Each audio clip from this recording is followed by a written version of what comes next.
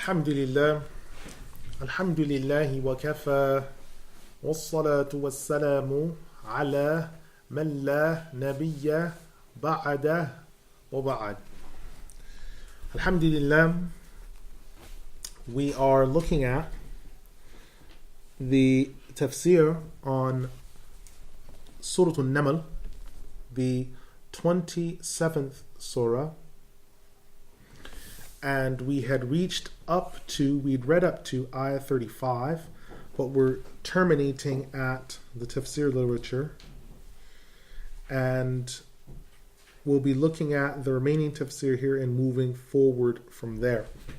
Now, Imam Ibn Al-Jawzi rahimahullah, he starts by saying, quote, and so the Exalted One states that Bilqis had said, kings, whenever they enter a land, then they corrupt it. As the judge has said, it means that when the kings enter a land to fight therein or to conquer therein, that they corrupt it. And by corrupt, it means to destroy or lay waste.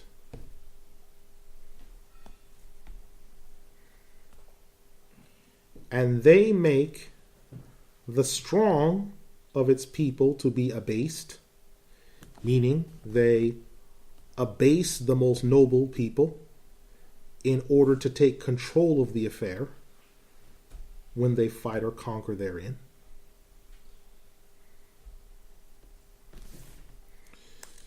So this speech was that she was taking warning from Suleiman possibly coming to them to conquer or fight them and enter her land. This ayah terminates with the expression, and likewise so they do. Now there are two understandings that one could have of this statement, وَكَذَلِكَ يَفْعَلُونَ, and likewise they do.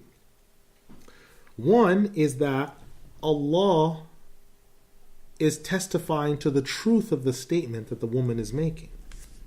So He, Allah, is saying the statement.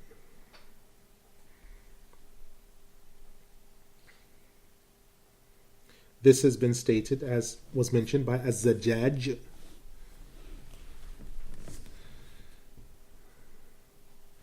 The second understanding is that it is from her statement completing her thought, in which she's saying, and likewise Suleiman and his companions, if they enter our land, they'll do the same thing. And this has been mentioned by Al-Mawardi. Close quote. Now this is an important ayah.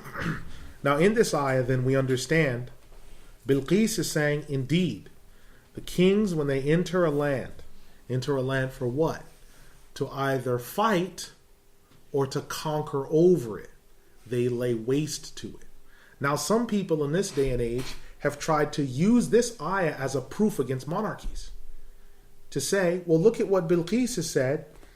Indeed, kings when they enter a land, they corrupt it, and they make the highest of its people to be abased, and likewise so they do. So here Allah has agreed with Bilqis that kings, whenever they enter a land, then they destroy it or corrupt it, and there's your proof that monarchy is not halal in Islam. But this is wrong from a number of points. The first is, firstly, the expression, kings when they enter a land. Afsaduha, they corrupt it.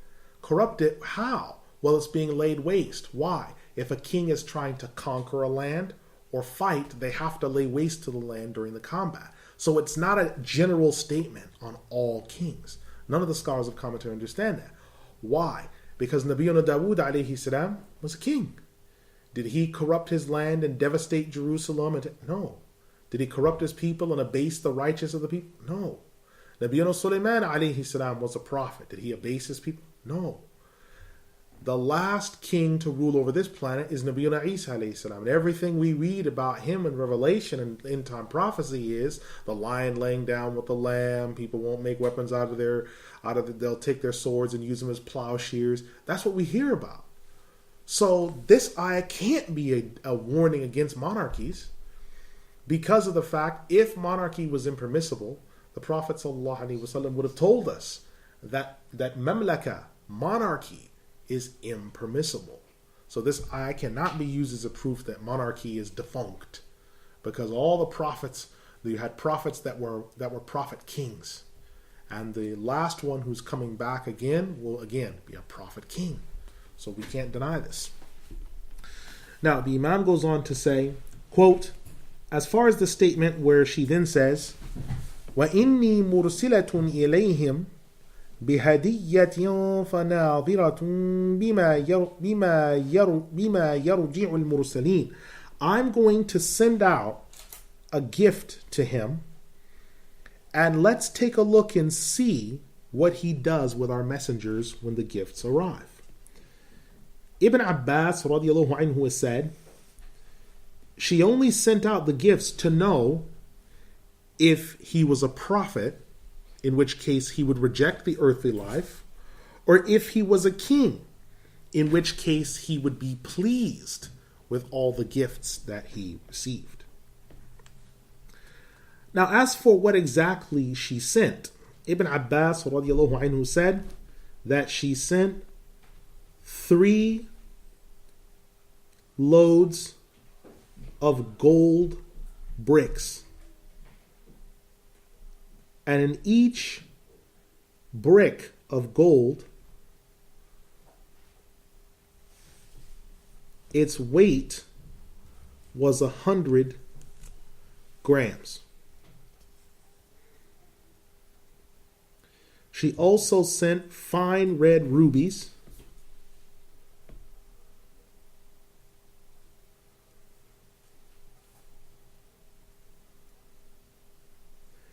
as well as clothes.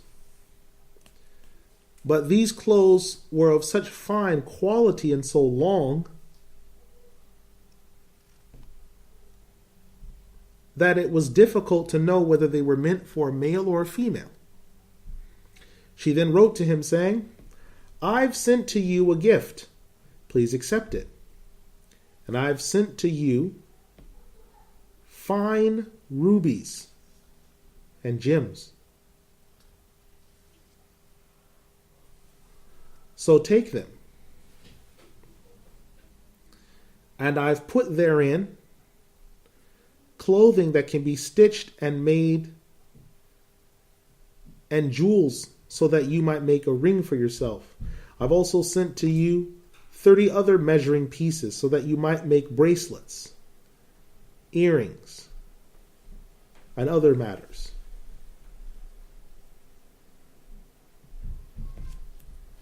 At that point, while the items were on the way to Nabiyuna Sulaiman alayhi salam, one of the leaders of the demons under the command of Nabiyuna Sulaiman alayhi salam came to him and informed him of what she had sent. Nabiyuna Sulaiman alayhi salam said to the demon, go now and wait on the pathway of the people at the gate near the palace, which is some 8 miles.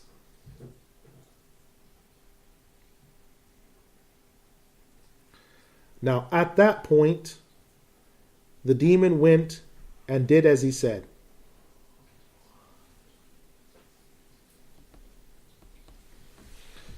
He went and he waited at the road. And when the messengers of the queen came, one of them said to the other, looking and seeing, how will we enter into the presence of this man? We have 3 bricks of gold, but look at what you see in front of you. What the demon had done is he had taken by command pieces out of one of the mountains, and made them resemble gold, and laid them on the ground, on the pathway up, and lined them with rubies, or what appeared to be so. So the messengers of the queen were concerned. The head of the messengers said, "Listen, we're just messengers of the queen. Let's just go. Doesn't matter what we have." So they entered into his presence. They put down the gold bricks in front of him. And he said, "Do you try to placate me with wealth?"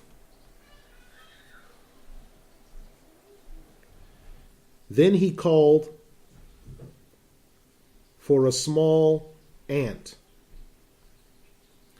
And the ant was brought and taken and put on the clothing. And it ate a hole in the clothing. And he said, "This is the nature of all things that are of the dunya."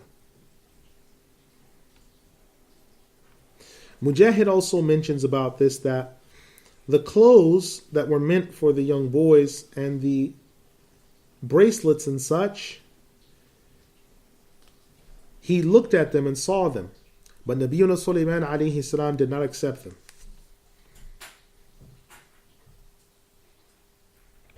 Rather, he left them. And those that were among him, he told them to take hold of it.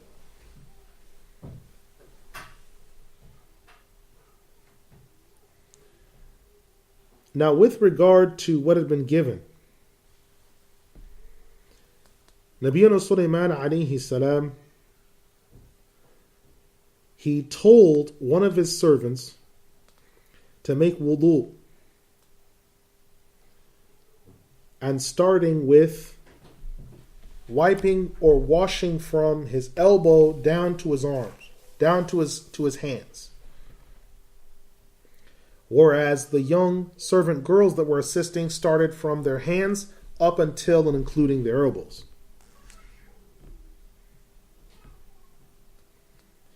And they brought the wealth out to show what had been given.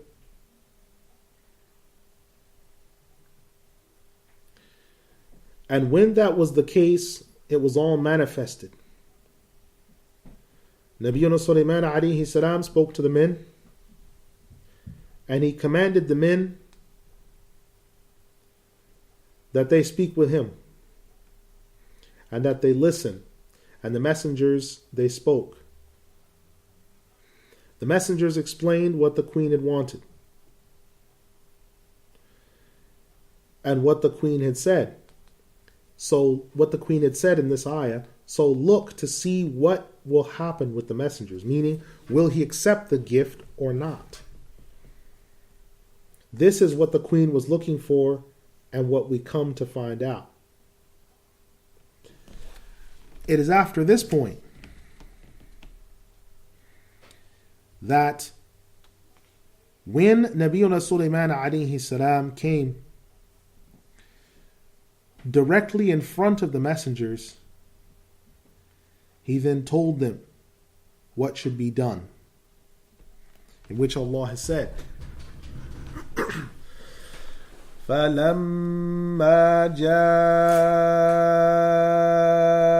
سُلَيْمَانَ قَالَ أَتُمِدُّونَنِي بِمَالٍ فَمَا آتَانِيَ اللَّهُ خَيْرٌ مِّمَّا آتَاكُمْ بَلْ أَنْتُمْ بِهَدِيَّتِكُمْ تَفْرَحُونَ ارجع إليهم فلنأتينهم بجنود لا قبل لهم بها ولنخرجنهم منها أذلة وهم صاغرون قال يا أيها الملأ أيكم يأتيني بعرشها قبل أن يأتوني مسلمين قال عفريت من الجن أنا آتيك به قبل أن تقوم من مقامك وإني عليه لقوي أمين. قال الذي عنده علم من الكتاب أنا آتيك به قبل أن يرتد إليك طرفك فلما رآه مستقرا عنده قال هذا من فضل ربي ليبلوني أأشكر أم أكفر ومن شكر فإنما يشكر لنفسه ومن كفر فإن ربي غني كريم. قال نكروا لها عرشها ننظر أتهتدي أم تكون من الذين لا يهتدون. فلما جاءت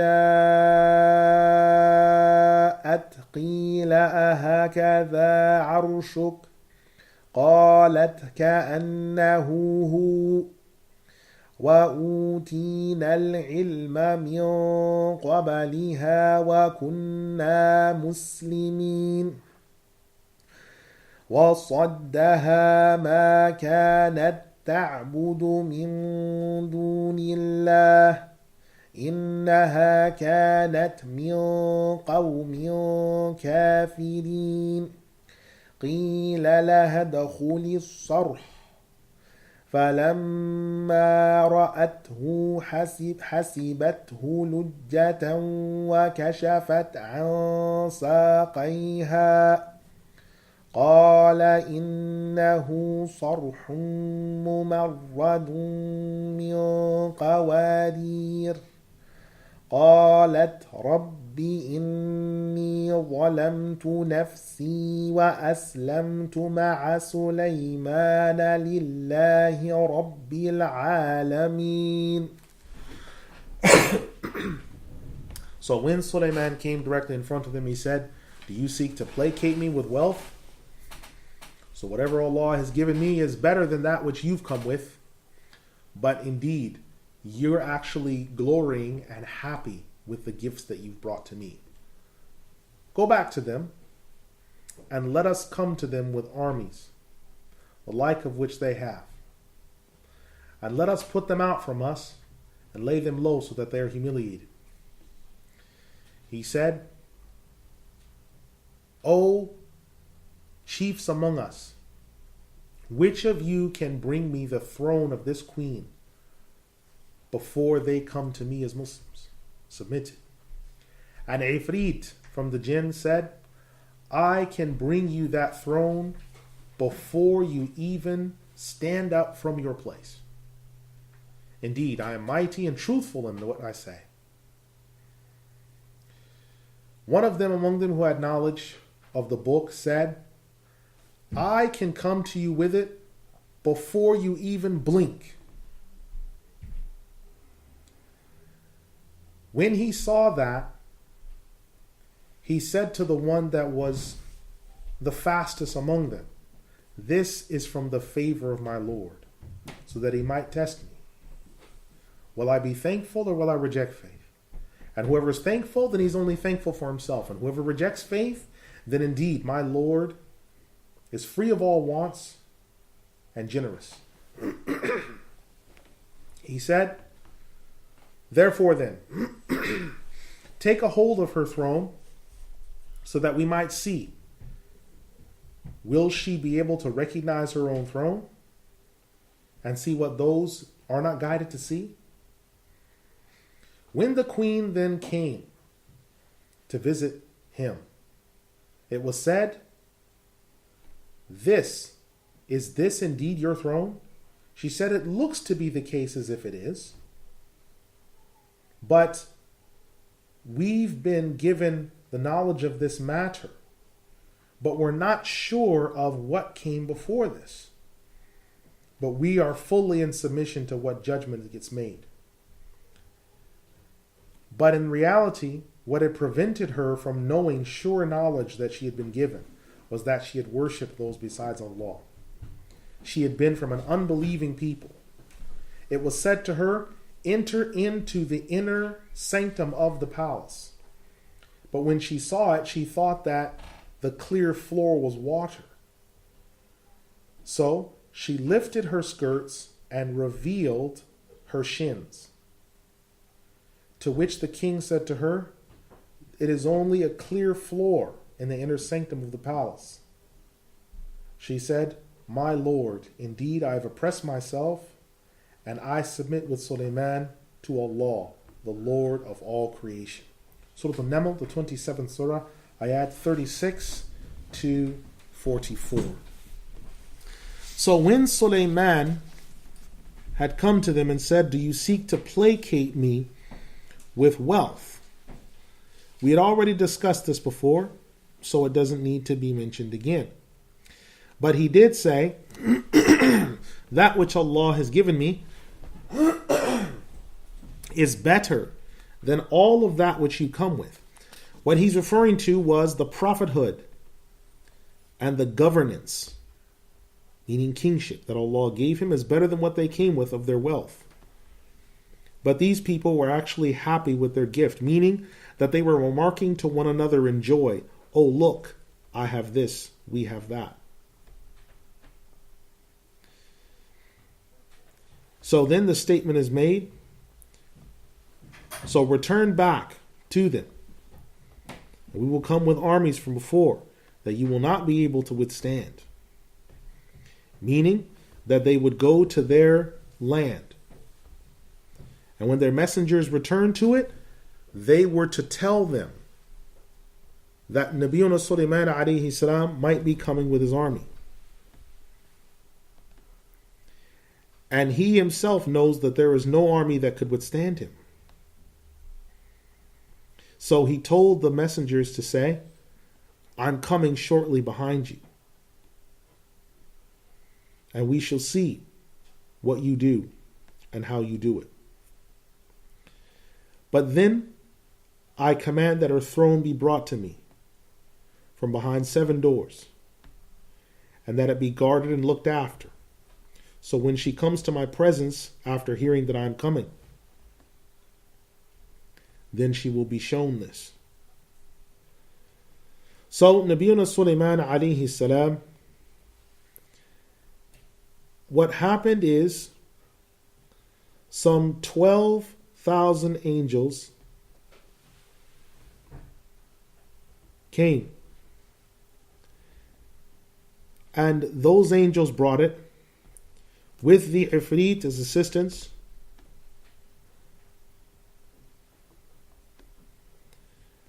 And he sat awaiting her to come. And after some time it was said that Bilqis is on her way.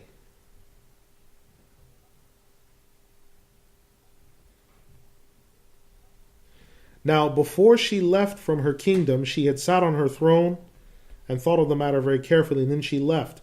After she had left, the throne was taken, immediately after she had left her kingdom. Nabiyyuna Sulaiman alayhi salam then said, advisors and masters, come to me with her throne. Now, he sought from them to bring her throne. But why did he confer with the chiefs among him first? There are 5 reasons why he conferred with the chiefs among him first. The first reason is to know for certain what the Hudhud had said at the beginning of the surah about her being a queen and ruling over her people.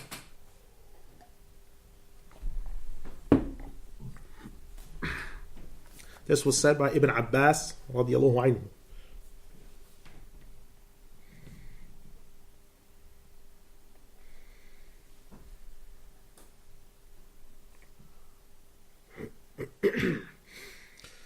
Number two,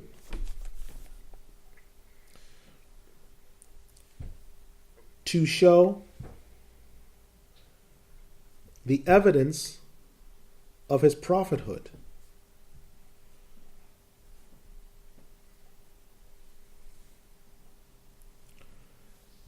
To those present and the queen, because the queen had just left the throne behind at her palace.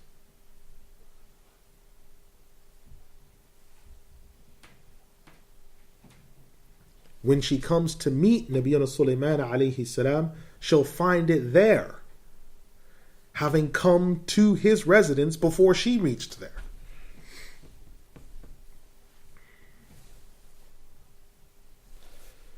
This was mentioned by Wahab ibn Munabbih.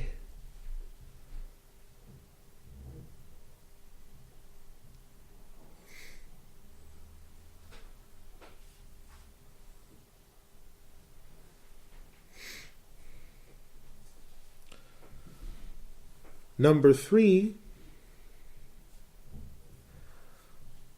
so that he might test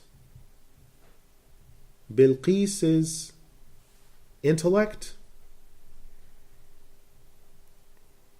and insight. Does she recognize a sign of Allah when she sees it or deny it?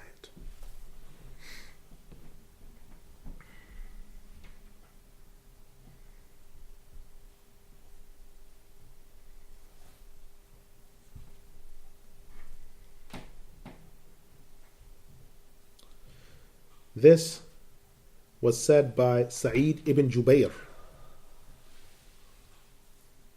The number four reason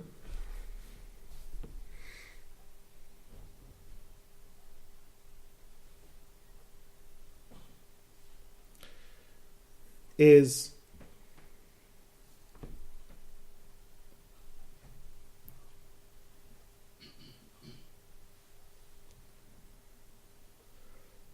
the description of the throne amazed him.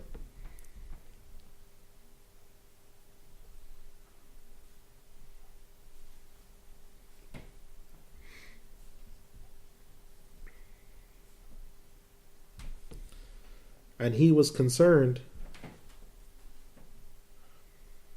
that if she surrendered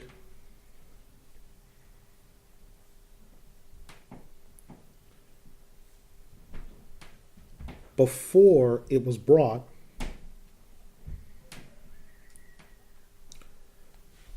then this would have been impermissible for him to bring the throne. So it was brought before that happened.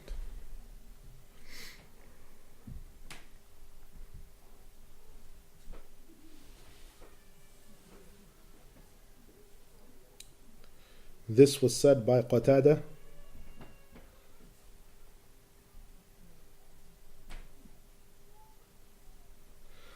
The number 5 point on why he spoke to the nobles and also had the throne brought is so that he might show Bilqis the might and power of Allah and the authority that he has been delegated. And this was said by Tha'labi.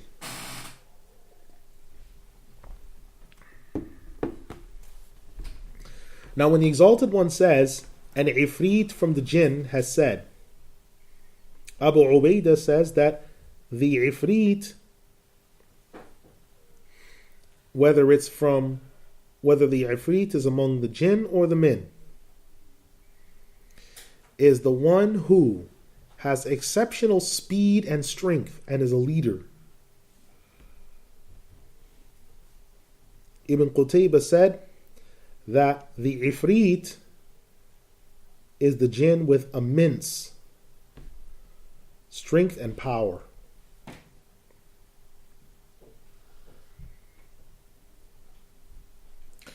Az-Zajjaj has also said the same thing,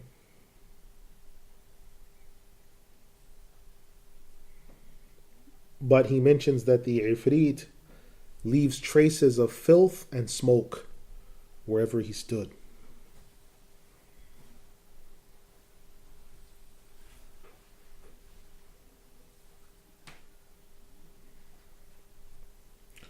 When the Ifrit said, I can bring it to you before you stand from your place, meaning before you leave your gathering. Nabiyuna Sulaiman alayhi salam used to sit and give judgment among the people from Fajr until the zenith of the sun.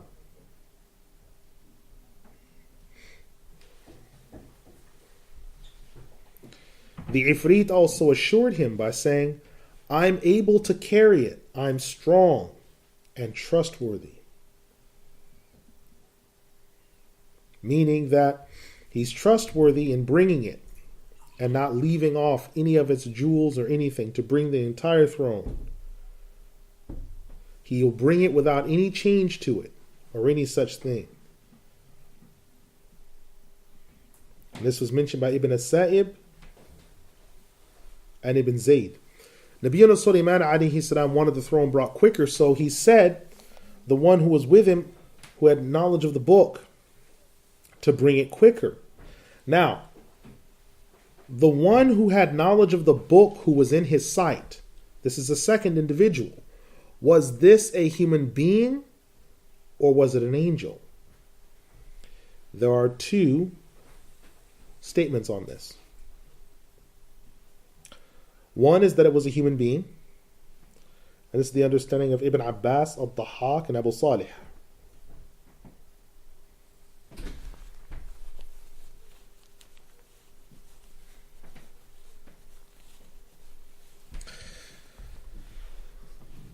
Some have said that it was a man from the children of Israel whose name was Asif ibn Baruchiyah.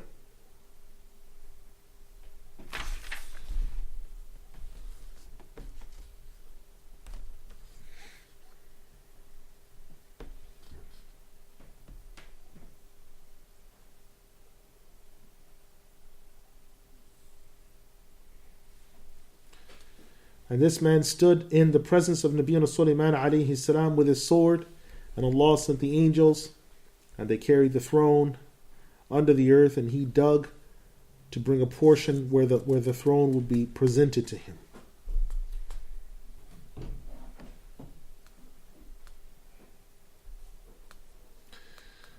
Another understanding is that it was Nabiyuna Sulaiman alayhi salam, because the man said to him, I can bring it before you blink your eyes.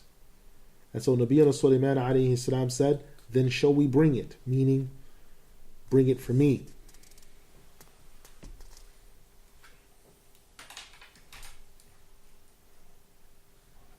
He said to him, you are a prophet, a son of a prophet. If you call on Allah, it will come to you. So he called on Allah and it was brought.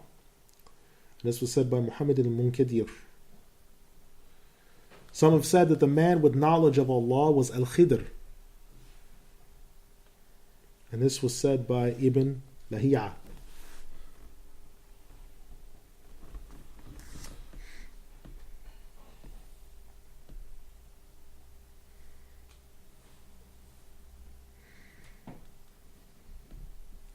Some have said that it was a worshipper who came from a far off island, and he came to Nabiyuna Sulaiman alayhi salam, and he brought the throne with him.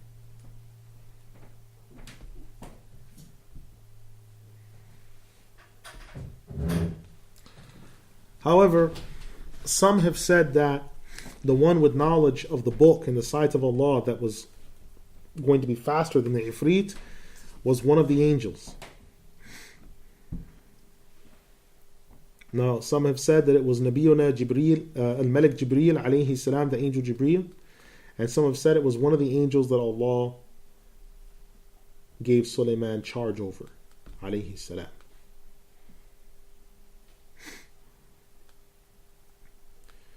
Now, in terms of the knowledge of the book that Allah had given him, what is the knowledge of the book being referred to?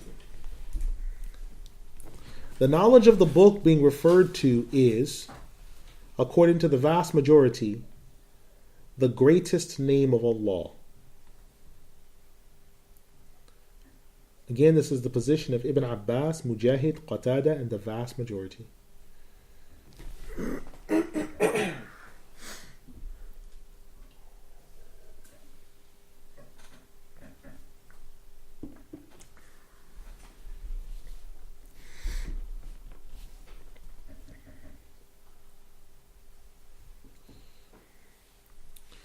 The second understanding outside of the majority is that it is the knowledge of the letter that Sulaiman was sending to Bilqis. This is the second position.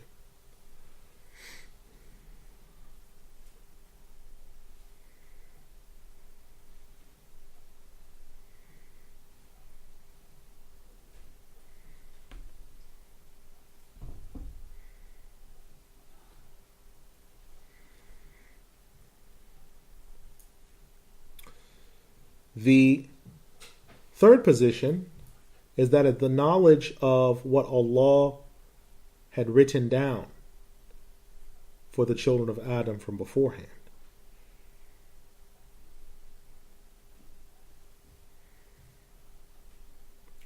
And this was narrated by Al-Mawardi. Now, when it was said, I can bring the throne to you before you even blink, before you even take a look, this is agreed upon by Sa'id ibn Jubayr, Wahab ibn Munabbih, Mujahid, Az-Zajjaj, and As-Sa'ib. So the one who brought it, it was said by Ibn As-Sa'ib that, and Mujahid, that he said, Ya dhal jalali wal ikram, Ya hayyu ya qayyum, and was given the ability to do this.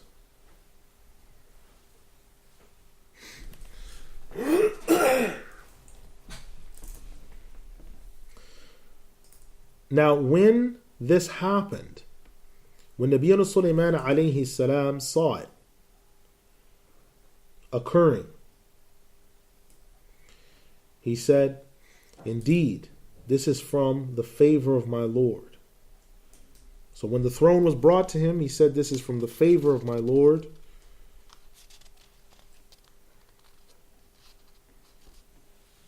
And this has been brought.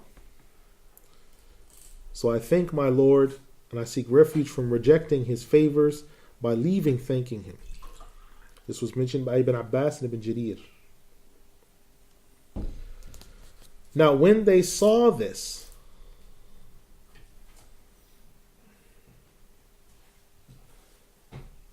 the first thing that the people were amazed by was the speediness and the splendor of the throne.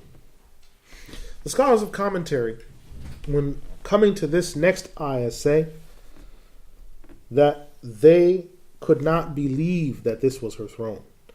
The demons, when they saw it, they feared that Nabiyyuna Sulaiman alayhi salam might marry Bilqis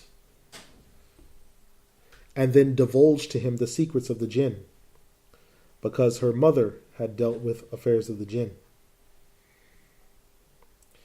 And they did not want to be put in a situation of humiliation to Nabiyyuna Sulaiman alayhi salam and his descendants after. So what they did is they besmirched her to Nabiyyuna Sulaiman alayhi salam by saying, oh, this woman, there's no good in her intellect. Or her body is disfigured. Her legs are disfigured. And not only is her body disfigured, her legs, but she is also a fool. She has a problem with her intellect.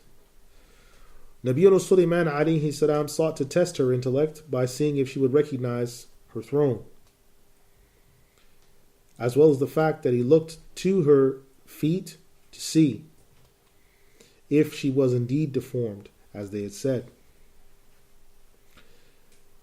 Now, the scholars of commentary also mention that the palatial residence of Nabiyina Sulaiman alayhi salam was indeed wondrous,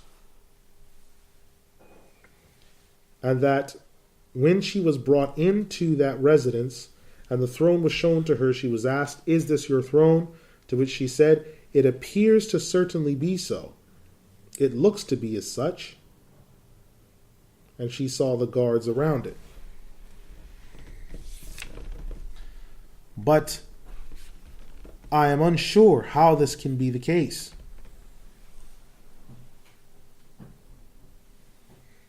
What it was she was certainly knowledgeable and intelligent, but what kept her from recognizing this clear sign of Allah and from worshipping Allah was the fact that she worshipped the sun and the moon. And this was a customary act from her people of old. So what kept her from worshipping Allah, what kept her from this, and what kept her from recognizing the signs was that major shirk, worshipping others besides Allah. What kept her from Iman was the custom which she had been upon before, because she had been raised upon this and didn't know except the fact that her people worshipped the sun, and the fact that her false worship was known is because Allah said, indeed, she had been from an unbelieving people. Close quote. Now this is very important because the scholars of commentary and all scholars of theology say that this is one of the signs when someone is involved in idolatry, that what keeps them from having certain knowledge is the idolatry that they are upon, because it blinds them to the truth. Say, why can't this person see? The signs of Allah are clear as day regarding the fact that Allah revealed the Qur'an or these other things. That is true in one sense. But part of the reason why they can't see. So her throne is right there. She said, it looks as if it is. Is this your throne? Well, it looks like it is. Now she knew most likely that this is indeed her throne. Well, what stopped her from acknowledging immediately, yes, this is indeed my throne. Well, what stopped it is because of the fact that the sun, the moon, and what she worshipped was not able to do these actions, was not able to do these miraculous things. So when she sees the throne, she says, well, it looks like it is, but in her mind she's thinking, how can this be? Because there's no way my throne could get to a location faster than I've arrived. Because now let's look back at this. Nabiyuna Sulaiman alayhi salam, the retinue from Bilqis comes with the gifts. And he says, are you seeking to placate me with wealth? Allah has given me better than what you have. Go back to your queen with this and know that I'm coming on your heels. So he's saying that he's feeling insulted that they've given him a gift, that they've tried to placate him. So they go back with the news, listen, he's coming. Bilqis thinking, what have I done? I don't know how I've insulted him. I sent him gifts. She's thinking maybe it wasn't enough. Maybe it was insufficient. Maybe I did something wrong. So she begins making her way. Now remember, she's ruling Seba. Seba's kingdom stretches from Yemen to Ethiopia. So she's making her way from there up into what's now the Palestinian areas in Jerusalem. So she makes her way there. When she arrives, she sees his residence and she sees her throne. So initially she was scared that what she had feared before, kings when they enter an area, they lay waste to it and make the noble of people to be low. She feared that because he told her retinue that came back, I'm hot on your heels after this. I'm going to come and invade. So she's terrified of what's going to happen. She arrives at the residence. She looks around. And not only is she scared, but she's amazed by the splendor of it. Because remember, she's coming from Seba. If you get a chance to look up Seba, they had some very splendorous temples dedicated to the sun and moon. But Nabiyuna Sulaiman alayhi salam's dedication to Allah that had been started by his father, who built the wall, around what we're calling Al-Masjid Al-Aqsa. In the time of Nabiyyuna Sulaiman alayhi salam, the masjid that was there was far larger than the Dome of the Rock and Al-Aqsa. It covered that entire area, that entire piece of real estate. It covered the entire location. It was huge and it was tall. Now, she had never seen anything like that. Never. And Nabiyyuna Sulaiman alayhi salam's palace or his residence is not far from there. So this is an entirely different God, an entirely different region, an entirely different language, a different people, a different king. She had no idea what was to come to pass. And now she comes in and she says, when she's asked, is this your throne? And she says, it looks as if it is. It looks to be, it appears to be. Right? But her own rejection of faith was keeping her from acknowledging the true signs. Now we move from there. The Imam rahimahullah, he then says, quote, and when Nabiyyuna Sulaiman alayhi salam said to her, enter into the inner sanctum of the palace, the head of the demons, they had already gathered together with his command to build for her an entrance area of glass that was clear, to show her his kingdom, and that his kingdom was mightier and more splendorous than hers, but also to ascertain and know that she had no defects.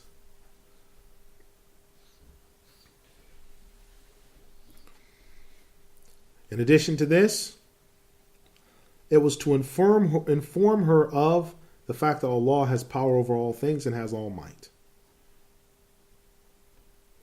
So when she entered in, she thought that it was water because the glass was so clear. So she lifted her lower garments to expose her shins to walk through it and enter the water. But Nabiyyuna Sulaiman alayhi salam called her to say, no, this is only polished, beautiful glass. And when she knew at that point that Nabiyyuna Sulaiman alayhi salam was not an ordinary king, that his kingship was from Allah, she then said after that, indeed I have oppressed myself, meaning my Lord, by worshipping other than you, and by thinking that Sulaiman had wanted the wealth. Once she knew what it was, she said, Lord, I have oppressed myself with my false thinking, and I submit with Sulaiman to the Lord of all creation. Not long after this, she did indeed marry Nabiyyuna Sulaiman alayhi salam. But he told her to return to her kingdom. And every month he would visit her once and stay with her for 3 days. She did have a child by him that she gave birth to.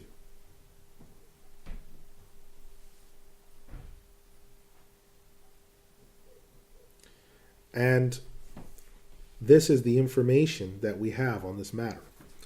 Close quote. So, looking at this discussion, Bilqis comes in thinking that it is a pool of water that leads to where Nabiyyuna Sulaiman alayhi salam is located. So she lifts her garments. Now, how it used to be is women then, and some women now, but you're mainly going to find this among old Arab women and some old Arab women, whether they're Christians or they're Jews, or Christians or Muslims, and some of the older Jewish women from the Middle East. I don't know of any other Muslim ladies that do this. They'll have two types of dresses. The first type of dress is the dara, which is a dress that goes down to the ankles but is often thin, like a petticoat, like what women used to wear in the Victorian era, the petticoats. But with those women, it looked more like a pair of pants, very baggy pants. Then above that, you have your fustan. Your fustan is your actual dress. It's not thin. It covers your nakedness and it goes over. And then the overgarment that goes over that is your jilbab or your jubba, because women wear jubba, right, in Arabic. And that is how the women had. So they really had sort of these 3 layers of garment. So what she did in order to be able to walk through is she lifted the first piece of garment, which would be a jilbab or jubba. Then she lifted that second garment to expose the shins would be the fustan. And then the dara would have been there. It wouldn't have mattered whether it became wet or not. And this is how it was. So if you needed to expose your legs, if you needed to run, you would lift 2 outer garments, so that way your nakedness was still covered and maybe your shins or your ankles would become exposed if you needed to run. And this is a custom that goes back thousands of years. Like I said, I don't know of any other Muslim women that do it other than the Arab ladies, and Christian ladies, Christian Arabs, and the Jewish ladies that are from the Middle East, and those that are from, say, Poland or Estonia, some of those, Romania, some of those older areas, Hungarian Jewish people. They're the only ones that keep to sort of this old understanding of that modesty is layered. Again, clothing is layered. You have what's known as your libas al-batin and libas al-zahir. Your libas al-batin are the clothes that you wear in the house around your closest family members, your father, your mother, those type of people. That's libas al-batin. Libas al-zahir is if you need to go outside. Oh, I need to go outside. I need to go to the store. You put clothes on top of those. These are the clothes that you wear for going out. Right? This is this libas al-zahir. And again, I don't know of any other Muslims that make this distinction between libas al-batin and libas al-zahir. Then the Imam rahimahullah, Imam Ibn Al-Jawzi rahimahullah, he says, quote, so it is from here that we have the information on Nabiyuna Sulaiman alayhi salam and the queen. Close quote. Just a quick point before we move forward. So knowing that Nabiyuna Sulaiman alayhi salam, from the information that we have, he marries Bilqis, and we know that she gives birth to a child. It is believed by the Ethiopian Orthodox Church that that child was the first ruler over Ethiopia. There's a book in Amharic called Kebr Nagast, which in English is called the Book of Kings.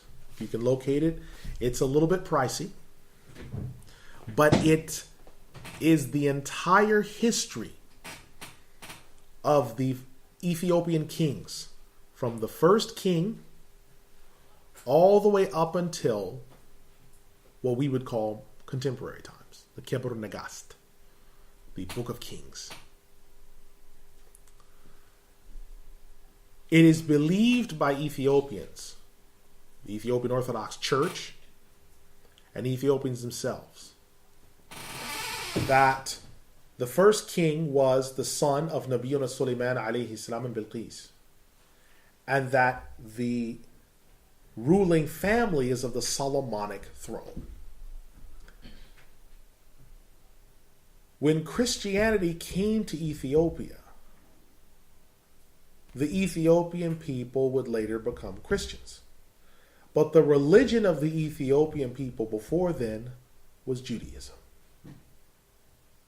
The Beta Israel, which are Ethiopian Jewish people, sometimes referred to as Falasha, but the Beta Israel, they say that they are the people who decided not to become Christian and to retain their Jewish faith, going back to Nabiyuna Sulaiman alayhi salam. Now, how much of that is true or how much of that is apocryphal? I can't give a definitive answer now because this is tafsir. But what I can say is the Kebr Nagast is a very good book to start you on the journey of looking at the history of Ethiopia's monarchy, which is now no more. It would appear to be the case that Ethiopia's ancient monarchy did have some link to Nabiyuna Sulaiman alayhi salam and Bilqis, because the names match up, the stories match up, and the history and the dates match up. Because the empire goes back to around 3,300 years ago. That's around the time that Nabiyuna Sulaiman alayhi salam was going through the earth, between 2,500 and 3,000 years ago. That is agreed. Now, whether or not the Beta Israel are the torchbearers of the religion that Nabiyuna Sulaiman alayhi salam, the Islam that he gave them, is up for debate. And whether the Christians that came, that introduced them to the Ethiopians, were the companions of Nabiyuna Isa alayhi salam is up for debate. But I will say this. The Ethiopian Jewish people, the Beta Israel, have a Torah scroll written down with Hebrew characters that predate the Masoretic text. Question, what's the Masoretic text? The Masoretic text in the Middle Ages, around the year 900 AD, Hebrew became a dead language. Jews, many of them, could not read it throughout the world. In Egypt, it was a dead language by 200 BC. So the Septuagint was written, which is 70 Jewish elders translated from Hebrew into Greek. In the rest of the Jewish world, Hebrew became a dead language by 900 AD. So, Rashi and other scholars had to attempt to keep the language alive for liturgical purposes, reading their religious books, passing legal verdicts and rulings. They had to keep the language alive. The Arabs helped them because by that time our dictionaries were all written, and so the Jewish people were using the Arabic dictionaries, which they used Taj al-Urus and Lisan al-Arab, to look up difficult words that they don't have in their own Hebrew dictionaries, because Jewish people weren't writing down Hebrew dictionaries yet. Rashi and others later came and used the same method. The Masoretic text was a complex voweling system used to make the Hebrew text readable and intelligible to the uninitiated reader of that text. The Beta Israel have a Torah scroll that predates the Masoretic text. No markings on it. And there are some divergent readings that exist in that text. Of particular concern is in the book of Isaiah, chapter 21, verse 7, where in the Masoretic reading, it states that I saw one who was given the truth. And it goes on to explain about a man who's coming with the truth. Of particular interest, Masoretic reading, the difference between that and the Beta Israel reading, is Deuteronomy chapter 33, verse 2, which mentions a man coming from Seir, which is in Jordan, riding on a donkey, and a man coming riding on a camel, hearkening with much heed. And these being said to be a prophecy. The Beta Israel say this is a prophecy about the Messiah, the one that's riding on a donkey is a prophecy about the Messiah. Well, who's the one riding on a camel? Because Israelites don't have a history of riding on a camel, to which their response was, we don't know. So that's of particular interest to the inquisitive mind. And there's a number of other textual differences. If you want to go further, you can look up the history of the Beta Israel and also the history of another group of people called Samaritans. Samaritans are people who claim that they have an older text than the Torah that most of Judaism has now, these Samaritans. They say that their Torah goes back to before the destruction of the first temple. That's what they say. Now, whether that is true or not is an issue that you'd have to engage in really heavy-duty research on. But the point is, there are these really paramount differences between the text that Beta Israel have, the Samaritans have, and the Masoretic text. Someone can go for the research on that.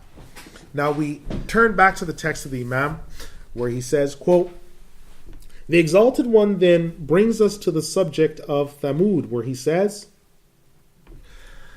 وَلَقَدْ أَرْسَلْنَا إِلَى ثَمُودَ أَخَاهُمْ صَالِحًا أَنِ اعْبُدُوا اللَّهَ فَإِذَا هُمْ فَرِيقَانِ يَخْتَصِمُونَ قَالَ يَا قَوْمِ لِمَ تَسْتَعْجِلُونَ بِالسَّيِّئَةِ قَبْلَ الْحَسَنَةِ لولا تستغفرون الله لعلكم ترحمون قال يا قوم لم تستعجلون بالسيئة قبل الحسنة لولا تستغفرون الله لعلكم ترحمون قالوا اطيرنا بك وبمن معك قال طائركم عند الله بل أنتم قوم تفتنون وكان في المدينة 9 رهط يفسدون في الأرض ولا يصلحون قالوا تقاسموا بالله لنبيتنه وأهله ثم لنقولن لوليه ما شهدنا مهلك أهله وإنا لصادقون ومكروا مكرا ومكرنا مكرا وهم لا يشعرون فانظر كيف كان عاقبة مكرهم أنا دمرناهم وقومهم أجمعين فتلك بيوتهم خاوية بما ظلموا إن في ذلك لآية لقوم يعلمون وأنجينا الذين آمنوا وكانوا يتقون ولوطا إذ قال لقومه أتأتون الفاحشة وأنتم تبصرون أئنكم لتأتون الرجال شهوة من دون النساء بل أنتم قوم تجهلون. And we have indeed sent to Thamud their brother Salih, proclaiming that worship Allah, you are yet 2 groups fighting amongst each other. He said, my people, why is it you hasten on to do sin before you do righteous deeds?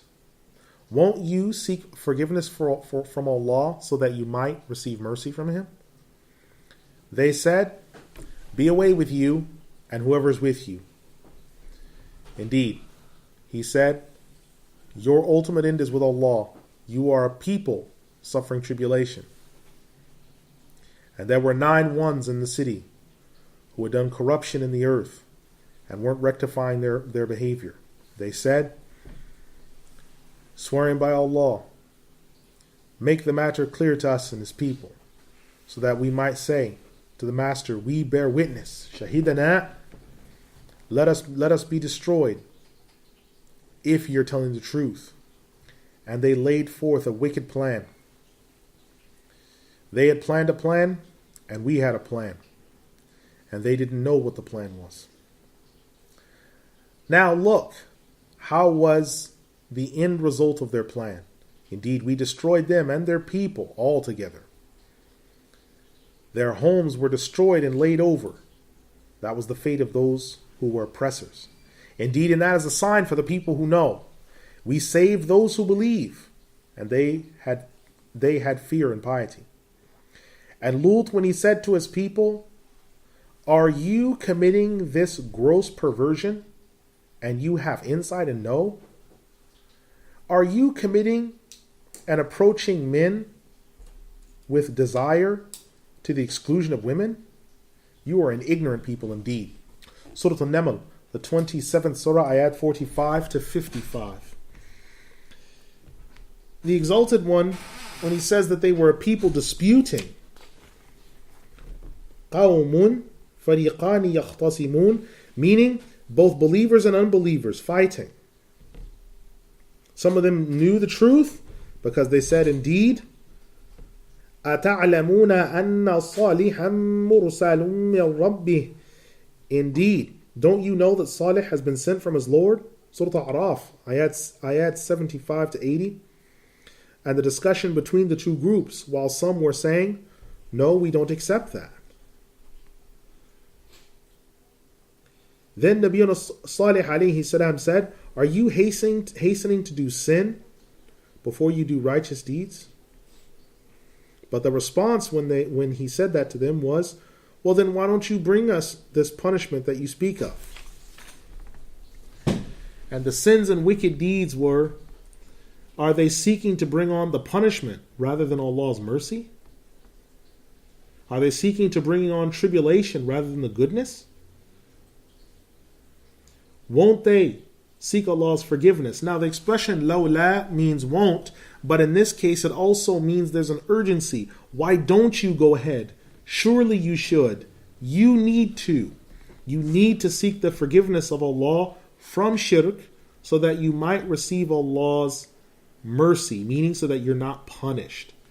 And they said, away with you and that which you have brought and those that are with you. So they were dismissive and they rejected. And he said, indeed, Allah shall bring away with you, and you shall see. And we have explained this expression already in Surah Al-A'raf, the 7th Surah, ayah 131. And in the statement, you are a people that are under tribulation, meaning you're being tested with both good and evil, and you are going towards the evil, as said by Ibn Abbas.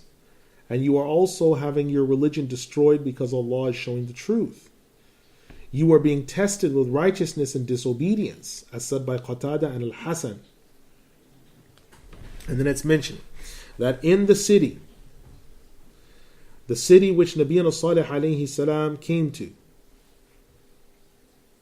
there were 9 of those who were rejecting the faith,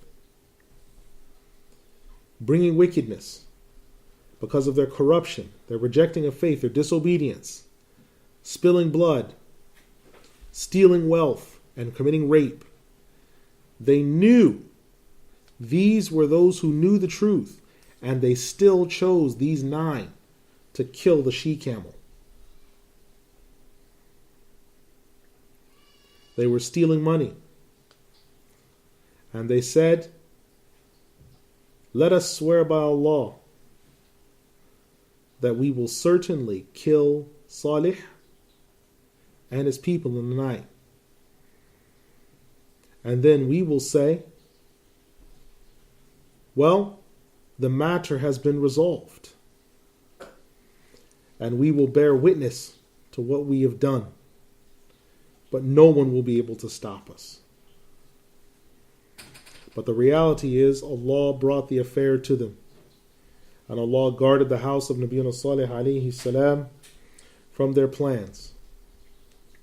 And each time they thought to come to his house to kill him, they were repulsed by the angels and the might of Allah. Allah then says, indeed, we destroyed them. And such was the end of those who rejected faith before. Their houses were overturned, and nothing remained of them. Then Allah mentions the story of Nabi Lut alayhi salam, when he said to his people, do you come to commit perversions and you have insight?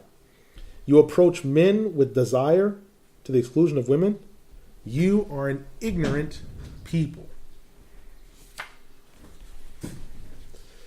Well, you come to commit perversion and you know, meaning you know that it's perversion. And then one of you corrupts the other. You are an ignorant people because you're ignorant of the day of resurrection and you are ignorant of the wickedness of the disobedience that you are bringing to your own selves. And Allah the Exalted spoke the truth in this matter. And in ending this ayah, you are an ignorant people, Allah ended the 19th juz and the 39th hizb. And the 20th juz begins with the statement of Allah, فَمَا كَانَ جَوَابَ قَوْمِهِ إِلَّا أَن قَالُوا أَخْرِجُوا آلَ لُوطٍ مِّن قَرْيَتِكُمْ إِنَّهُمْ أُنَاسٌ يَتَطَهَّرُونَ فَأَنْجَيْنَاهُ وَأَهْلَهُ إِلَّا امْرَأَتَهُ قَدَّرْنَاهَا مِنَ الْغَابِرِينَ وَأَمْطَرْنَا عَلَيْهِمْ مَطَرًا فَسَاءَ مَطَرُ الْمُنذَرِينَ قُلِ الْحَمْدُ لِلَّهِ وَسَلَامٌ عَلَى عِبَادِهِ الَّذِينَ اصْطَفَى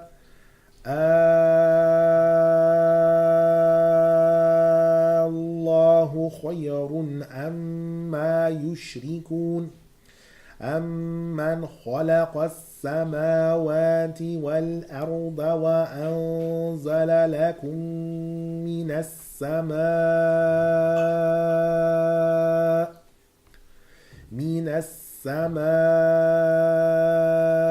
مَاءً فَأَنبَتْنَا بِهِ حدائق ذات بهجة ما كان لكم أن تنبتوا شجرها أإله مع الله بل هم قوم يعدلون أمن جعل الأرض قرارا وجعل خلالها أنهارا وجعل لها رواسي وجعل بين البحرين حاجزا أإله مع الله بل أكثرهم لا يعلمون أمن يجيب المضطر إذا دعاه ويكشف السوء ويجعلكم خلفاء الأرض أإله مع الله قليلا ما تذكرون أمن يهديكم في ظلمات البر والبحر ومن يرسل الرياح بشرا بين يدي رحمته أإله مع الله تعالى الله عما يشركون. The answer of his people when Lut told them was only to say, expel the people of Lut from your city. They're trying to remain pure. We saved him and his people, with the exception of his wife. We ordained that she would be from among those left behind. We rained down upon them punishment, and evil is that which was rained down upon them that denied the warners. Say, praise be to Allah, and peace be upon his slaves who were chosen. Is it the case that there is a law that is better than that which they associate partners with? Indeed, that is the case. Allah is better. Is it then that they know who created the skies and the earth and germinated gardens with trellises so that you might have what you need and what you grow from the trees? Is there another God with Allah? No, those are people that are transgressing. Is it then you know that who made the earth to be a resting place for you? And he made byways and highways using the rivers. And he also made firm standing pegs. And he also made between the two seas a barrier. Is there another God with Allah? Indeed, most of those people, they do not know. Indeed, who is the one that answers the one that is when he calls out? And he reveals the evil and the difficulty, and he makes for you to have successors in the earth. Is there another God with Allah? Little is it that you give thanks and remember. Is it then that you know who guides you in the darkness of the land and the sea? Who sends the messengership of the winds over you as glad tidings of his mercy? Is there another God with Allah? Allah is exalted from that which they associate partners with him regarding that. Surah Al-Naml, the 27th Surah, ayat 56 to 63. And so the Exalted One, when he had said, there are people that are rebellious, then Allah mentions the ending story of Nabiyyina Lut alayhi salam, which has already been covered. And Allah said that we ordained for her to be one of those left behind. Meaning, we had ordained this from the beginning, that she would be left behind and destroyed. Now this has already been mentioned in Surah Hud, ayah 77, so we will not repeat it again. But when the Exalted One says, say praise be to Allah. Now this expression is in the second person masculine singular, which means he's speaking to the Messenger of Allah sallallahu alaihi wasallam. Notice that he's telling him, he sallallahu alaihi wasallam is being commanded to praise Allah for the destruction of the unbelieving nations and all of those that deny Allah's favor. And peace be upon the slaves who he has chosen. Now the slaves that Allah has chosen, being referred to in this ayah, are of four categories. The first category of slaves that have been chosen are the messengers. And this was said by Ibn Abbas radiallahu anhu. So the first category of slaves that are chosen by Allah are the messengers.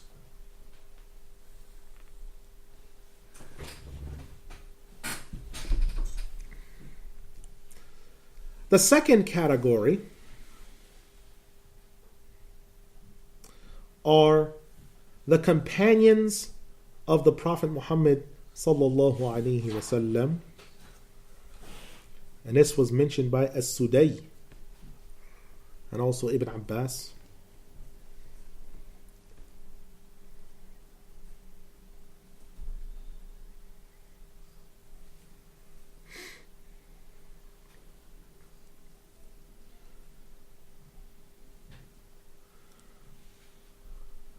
Number 3 is those chosen by Allah are all of those who declare that He is one and they believe in Him.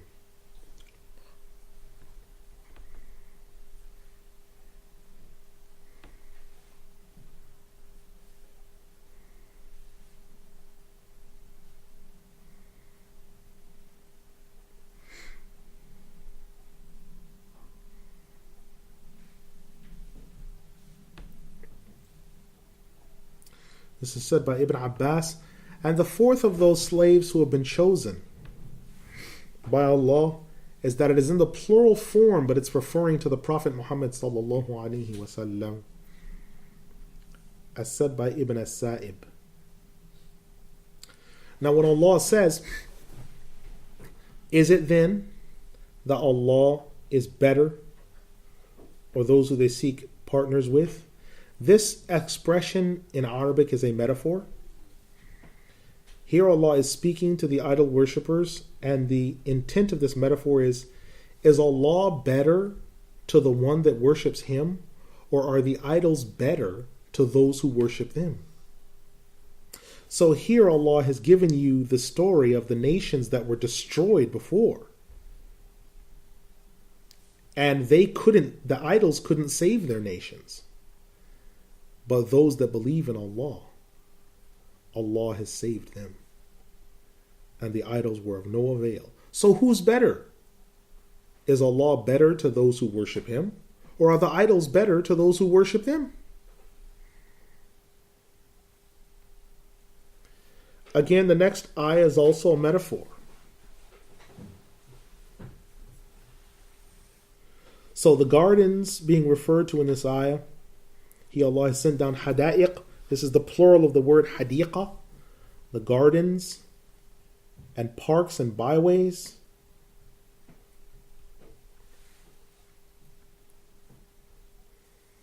And the trees that people are able to use. Allah is the one that causes them to grow and no one else. And the expression a'ilahu ma'allah, is there another God with Allah? Although it's in the form of a question, it is a categorical statement of no, there is not. The refrain being used is to draw the reader's attention to the fact that there is no God in existence besides Allah, because no one else can do what Allah does. But they, meaning the unbelievers of Mecca, are a transgressing people. We've already mentioned this at the beginning of the transgressing people in Surah Al-An'am, the 6th surah. Who's the one that made the earth a resting place, an established place for a time, so that its people might move about in it? He made it to have byways, meaning valleys between them, and rivers. And He made firm standing mountains to be within the earth. And He made between the two bodies of water a barrier, meaning that the fresh and salt water do not mix, but most of them do not know, meaning they don't know the grandeur of the might of Allah. Who's the one that helps the one who's calling out in pain? The one that's in pain and lifts his difficulty and makes you rulers in the earth. He destroys those who were past and brings a new generation. Most people don't think, meaning they don't give Him His proper due and His might. Who guides you, meaning who guides you to your destination when you travel in the darkness of the sea, in the darkness of the land and the sea. Now this was already discussed in Surah Al-An'am, the 6th surah, ayat 63 to 97. And we've explained that in clear details there. And we've also discussed much of the rest of these ayat in Surah Al-A'raf, the 7th surah, ayah 57, and Surah Yunus, the 10th surah, ayah 4. So who is it in the skies and the earth that can protect someone, that can give them life, that can give them protection? But Allah. Only He, Allah, can protect one if they have nothing. Then Allah the Exalted, He says after this, أَمَّنْ يَبَدَأُ الْخَلْقَ ثُمَّ يَعِيدُهُ وَمَنْ يَرْزُقُكُم مِّنَ السَّمَاءِ وَالْأَرْضِ أَإِلَٰهٌ مَّعَ اللَّهِ قُلْ هَاتُوا بُرْهَانَكُمْ إِن كُنتُمْ صَادِقِينَ قُلْ لَا يَعْلَمُ مَنْ فِي السَّمَاوَاتِ وَالْأَرْضِ الْغَيْبَ إِلَّا اللَّهُ وَمَا يَشْعُرُونَ أَيَّانَ يُبْعَثُونَ بَلِ ادَّارَكَ عِلْمُهُمْ فِي الْآخِرَةِ بَلْ هُمْ فِي شَكٍّ منها عمون وقال الذين كفروا وإذا كنا ترابا وآباؤنا أئنا لمخرجون لَقَدْ وُعِدْنَا هَذَا نَحْنُ وَآبَاؤُنَا مِنْ قَبْلُ إِنْ هَذَا إِلَّا أَسَاطِيرُ الْأَوَّلِينَ قُلْ سِيرُوا فِي الْأَرْضِ فَانظُرُوا كَيْفَ كَانَ عَاقِبَةُ الْمُجْرِمِينَ وَلَا تَحْزَنْ عَلَيْهِمْ وَلَا تَكُنْ فِي ضَيْقٍ مِّمَّا يَمْكُرُونَ وَيَقُولُونَ مَتَى هَذَا الْوَعْدُ إِن كُنتُمْ صَادِقِينَ قُلْ عَسَىٰ أَن يَكُونَ رَدِفَ لَكُمْ بَعْضُ الَّذِي تَسْتَعْجِلُونَ وَإِنَّ رَبَّكَ لَذُو فَضْلٍ عَلَى النَّاسِ وَلَكِنَّ أَكْثَرَهُمْ لَا يَشْكُرُونَ وَإِنَّ رَبَّكَ لَيَعْلَمُ مَا تُكِنُّ صُدُورُهُمْ وَمَا يُعْلِنُونَ وَمَا مِنْ غَائِبَةٍ فِي السَّمَاءِ وَالْأَرْضِ إِلَّا فِي كِتَابٍ مُبِينٍ إِنَّ هَذَا الْقُرْآنَ يَقُصُّ عَلَى بَنِي إِسْرَائِيلَ أَكْثَرَ الَّذِي هُمْ فِيهِ يَخْتَلِفُونَ. So then, who is the one who begins the creation? Then he returns it back to as it had been. Who is the one who sustains you from the sky and the earth? Is there another God with Allah? Say, bring your proof if you're indeed truthful. Say, he does not know who's in the sky and the earth, the unseen. No one knows this except for Allah. And they are not aware when they shall be resurrected. Indeed, their knowledge of the hereafter, they shall come to be accounted for. But they are in doubt about the hereafter. They are a people that are blinded. Those who reject faith say, is it the case that when we're dust and bones, ourselves and our forefathers, that we'll be then brought out from our graves? Oh, we were promised this from before, both us and our forefathers. These are just old stories of the ancients. Say, travel through the earth and see what was the end of those who were criminals. Have no sorrow or sadness for them. Let no hardship enter your heart regarding that which those people had planned before and they were punished for. They say, when shall this promise come to pass if you're truthful? Say, it's the case that it's actually riding up to you right now, a part of that which you were promised and seeking to hasten on from punishment for yourselves. Indeed, your Lord has the favor over all humanity, but most of them do not give thanks. Indeed, your Lord, he certainly knows what's in their hearts and what they manifest. There's nothing that is hidden in the skies nor the earth except that it's in a clear book. This Qur'an narrates to the children of Israel the vast majority of that which they had been differing in from aforetime.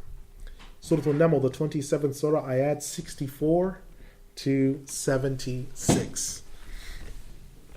Now the Exalted One said, they indeed shall come to know of what's coming in the hereafter.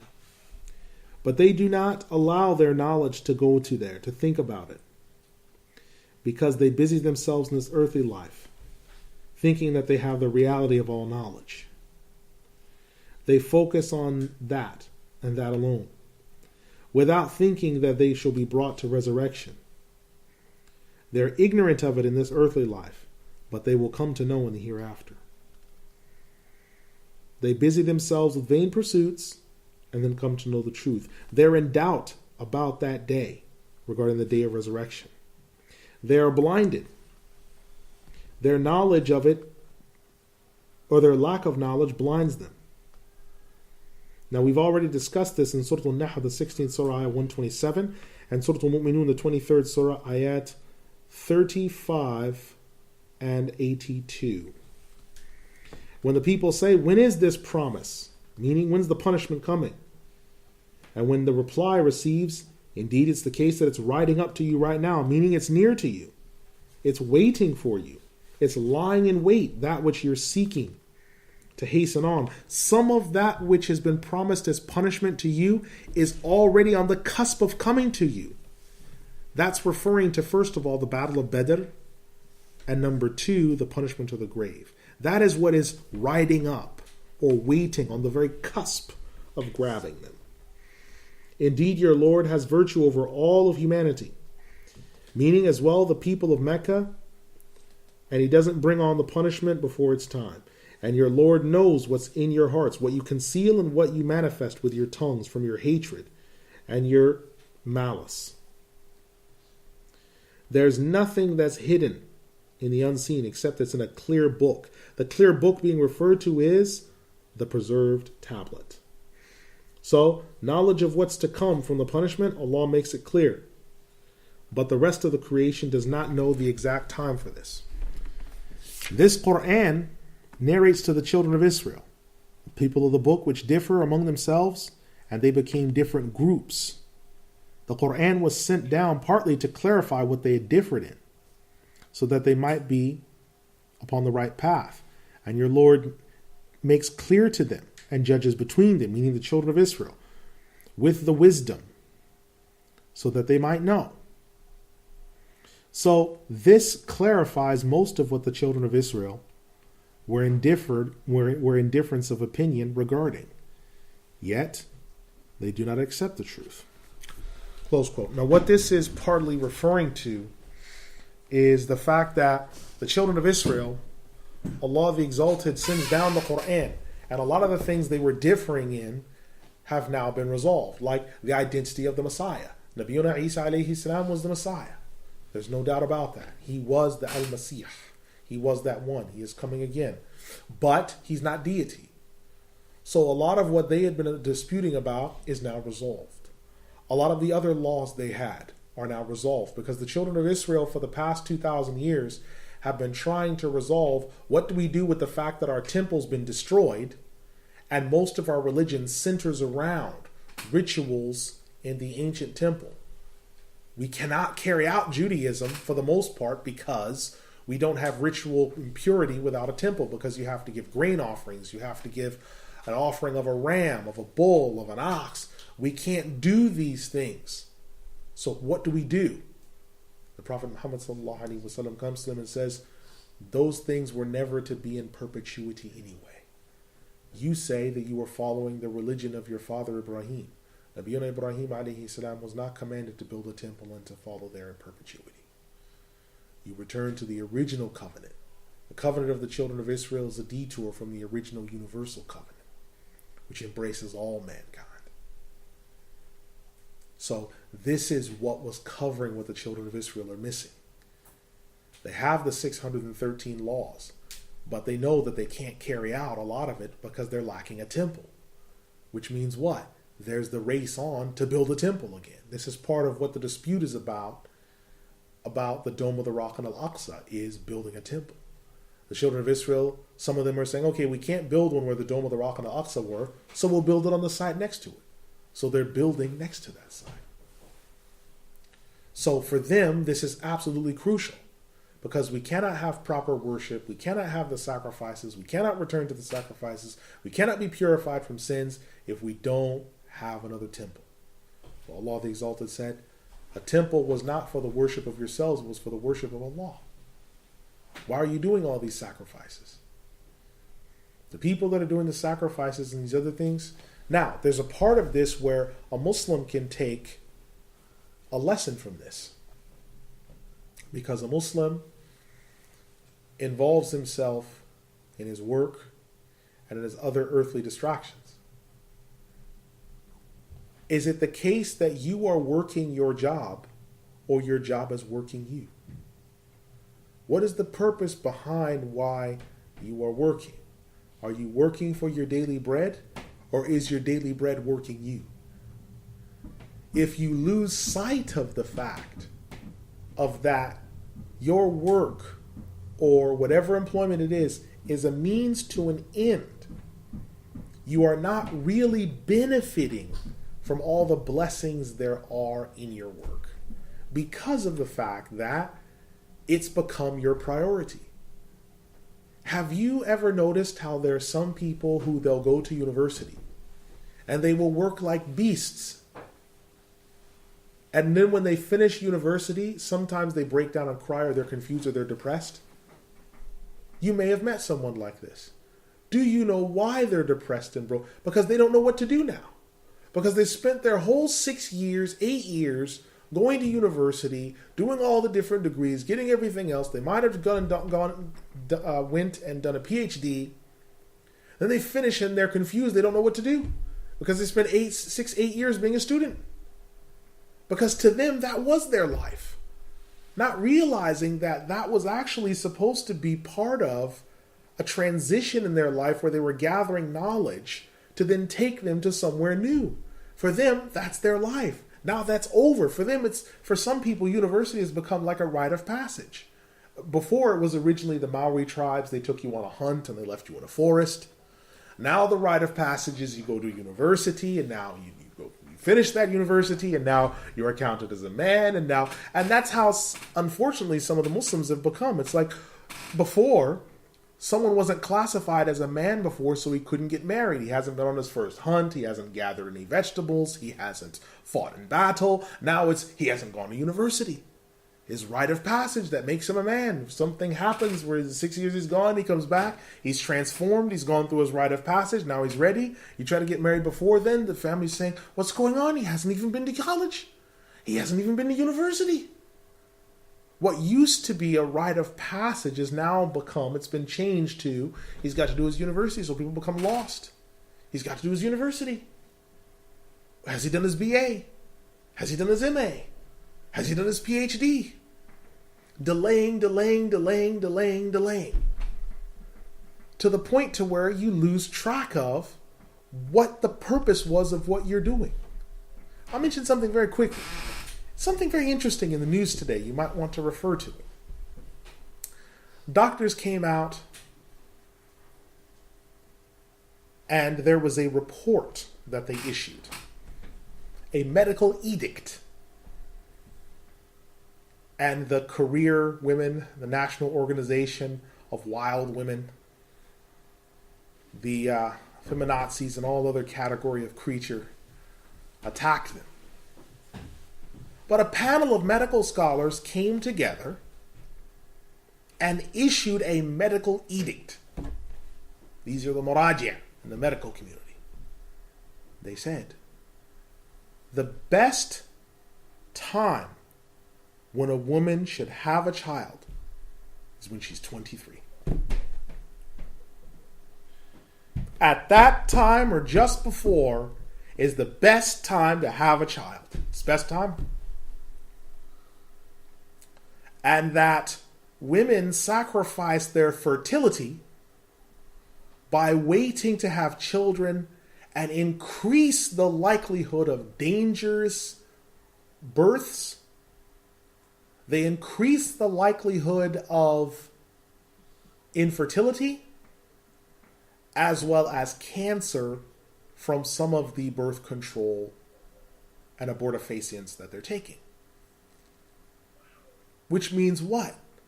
That the career isn't the be-all and end-all of all things. People forget what the purpose is of things because it's a means to an end.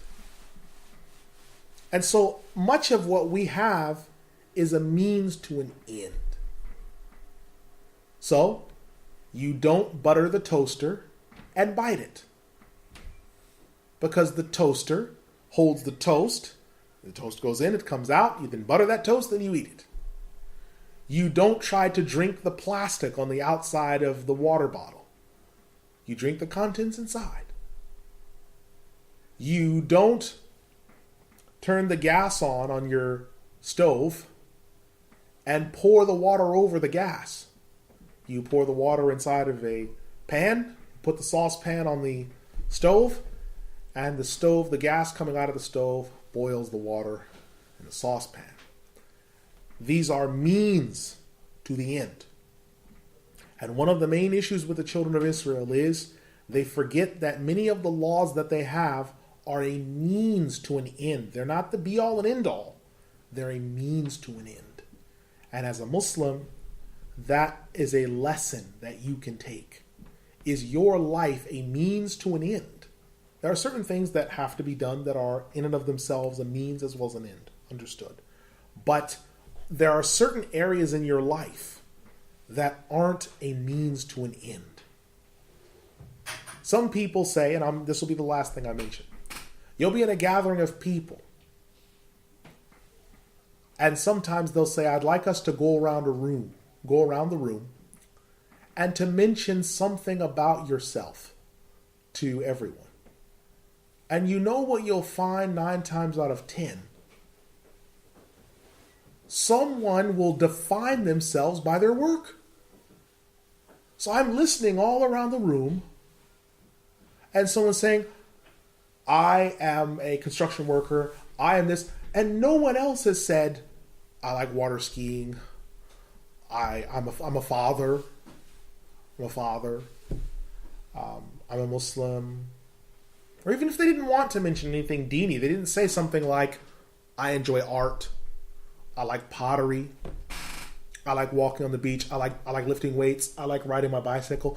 Everyone's mentioning that, and what it is like their work has become their identity. I'm a construction worker, I'm a mechanic, I'm this. And all of a sudden, until finally it gets to me, and I say, I like dogs. And everyone in the room just looks like there's something mentally wrong with me. But there's nothing mental wrong with me. Because work doesn't define all of who I am. I might say something like that. Tell us one thing about yourself. I like beans. Tell us one thing, because you said tell me one thing about myself. You didn't tell me define myself. So some people, by giving their work, it's like it defines everything of who they are.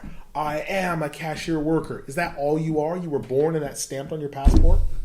Cashier worker.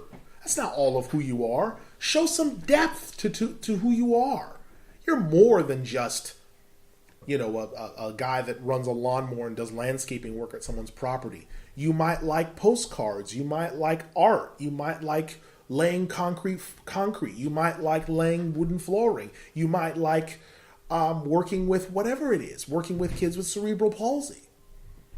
Your whole life isn't necessarily defined by one thing that you do. So what about Islam? Well, Islam is not something you do. Islam is something that you are. And that's something different. That's a whole other argument.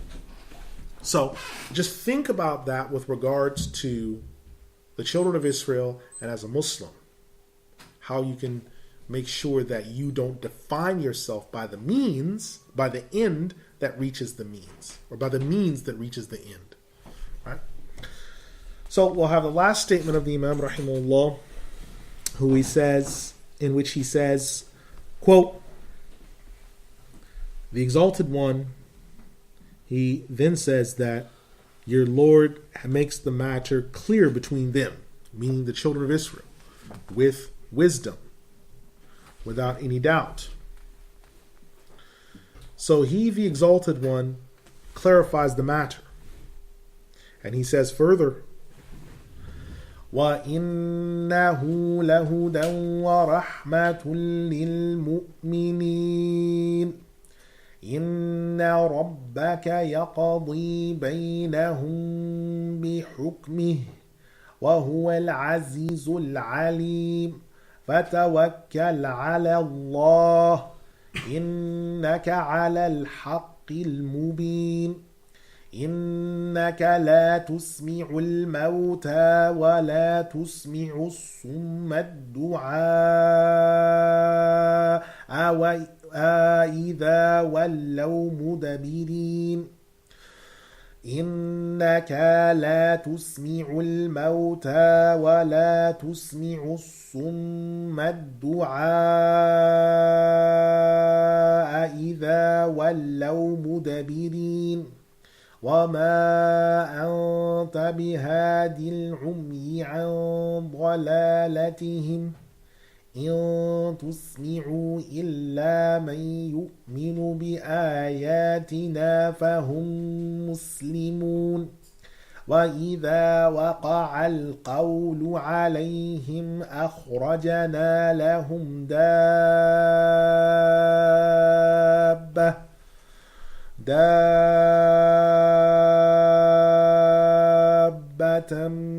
من الأرض تكلمهم أن الناس كانوا بآياتنا لا يوقنون ويوم نحشر من كل أمة فوجا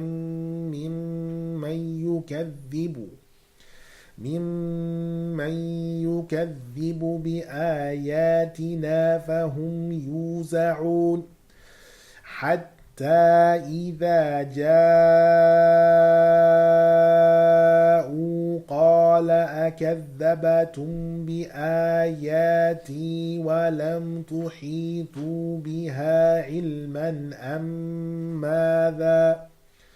أم ماذا كنتم تعملون ووقع القول عليهم بما ظلموا فهم لا ينطقون ألم يروا أنا جعلنا الليل ليسكنوا فيه والنهار مبصرا إن في ذلك لآيات لقوم يؤمنون ويوم ينفخ في الصور ففزع من في السماوات ومن في الأرض إلا من شاء الله وكل أتوه داخرين وترى الجبال تحسبها جامدة وهي تمر مر السحاب صنع الله الذي أتقن كل شيء إنه خبير بما تفعلون من جاء بالحسنة فله خير منها وهم من فزع يومئذ آمنون ومن جاء بالسيئة فكبت وجوههم في النار هل تجزون إلا ما كنتم تعملون إنما أمرت أن أعبد رب هذه البلدة الذي حرمها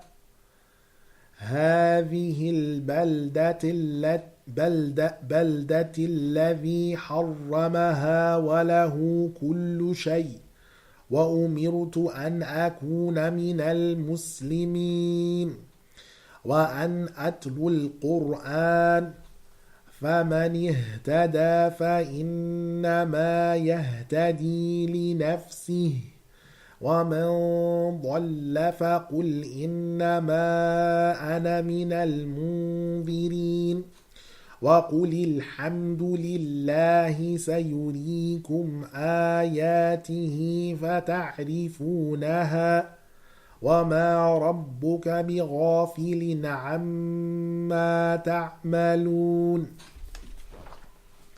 And indeed, it is a guidance and a mercy for the believers. Indeed, your Lord, He judges among them with his judgment. He is the Almighty, the All-Knowing. So depend on Allah. Indeed, He is the ever-truthful, the clear. You cannot cause to hear the dead, nor can you make the deaf to hear the call when they turn their backs. You cannot guide them out of the blindness of their astraness. You can only cause to hear whoever believes in our signs and they are Muslims. When the call comes out to them, we shall extract the beast out of the earth. It will speak to them. Indeed, the people, they were not were not certain of our signs. Today we shall gather from every nation a gathering from who denies of our signs, and they shall be brought to task. Until when they shall come, he will say, is it you denied our signs, and you were surrounded with the knowledge, or in reality not? So what shall you do now, and what did you do before? When the call comes to them by what they oppress themselves with, then they will not speak. Don't they see that indeed we made the night so that you might rest therein, and the day so that you might see and move around? Indeed, in that are signs for the people who believe. The day in which the horn shall be blown into, there shall swoon all that swims in the skies and the earth, except whoever Allah wills. And all shall come to him, humiliated. You will see the mountains, which you believe to be solid and immovable, moving from their places, swiftly like the clouds in the sky. This is the governance of Allah, in which He is brought to play on every single thing, and He's informed of what you do. Whoever should come with a good thing, then he shall have better than it. And they are safe on the swoon on that day. Whoever comes with a sin, then they shall be thrown on their faces in the great fire, and they shall be rewarded except with that which they've done. Indeed, I've been commanded that I worship the Lord of this very land, which He has declared as sacred, and He possesses everything. And I've been commanded that I should be the first of the Muslims, and that I should recite the Qur'an. So whoever seeks guidance, then he's seeking guidance for himself. Whoever is astray, then you should say, indeed, I have only been commanded to be one of the warners. Say, praise be to Allah. He shall show indeed His signs, and you shall know them. And your Lord is not unmindful of that which you do. Surah Al-Naml, 27th Surah, ayat 77 to 93. The Exalted One has said, you cannot cause the dead to hear the call. So Allah has given the likeness of the unbelievers to the dead. You cannot make the deaf to hear the call, because He, Allah, has called them deaf when they turn their backs, because they do not hear when you call them. The unbeliever is the same way. He's just like the deaf person who, if you should turn your back on him, he cannot hear you. Why? Because he's deaf. The unbeliever is deaf. You cannot guide them out of their blindness. So whoever Allah has blinded can't be guided. And you can't cause them to understand, except whoever believes in our signs. And when the call comes about them, the beast shall be brought out of the earth. So this is the call coming to them, meaning the punishment comes when the proof is established. When they don't enjoin with righteousness and don't forbid from the wrong. When they don't rectify their affairs. When they do all these things, the unbelievers shall come to see what happens to them when the beast comes to them. Now, the scholars of commentary state that the beast that is coming has 4 unusual traits about it. The first is that the beast that is to come out of the earth has feathers and scaling on it, as mentioned from Hudayfa al-Yaman, from the Messenger of Allah sallallahu alaihi wasallam.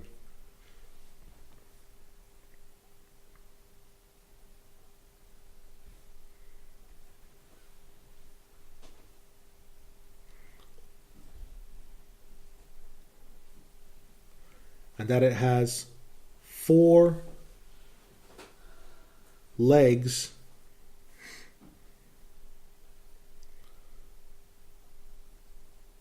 like the legs of a chair.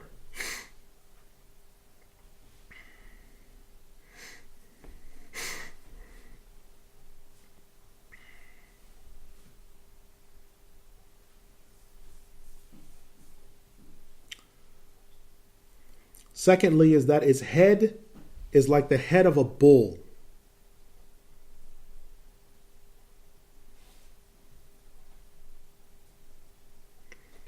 And its eyes are like those of a pig, beady.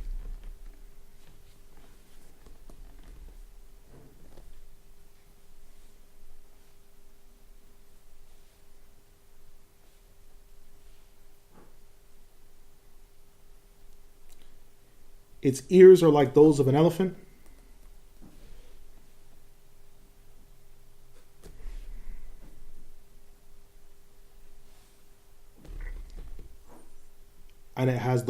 horns of an antelope.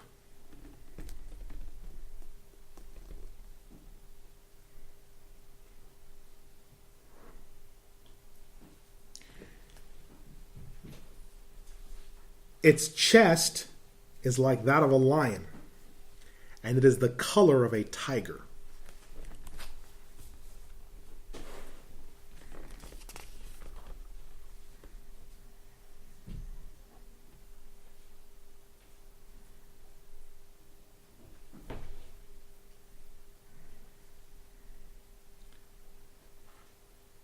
Its undercarriage is fluffy like a kitten. It's fluffy like the fur of a kitten. Its undercarriage.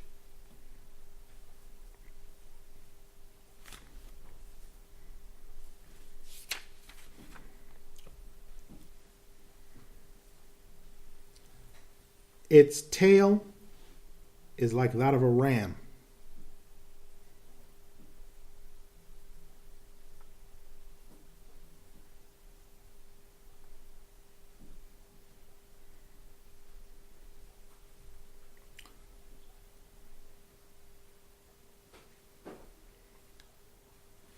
Its four legs are like the legs of a camel.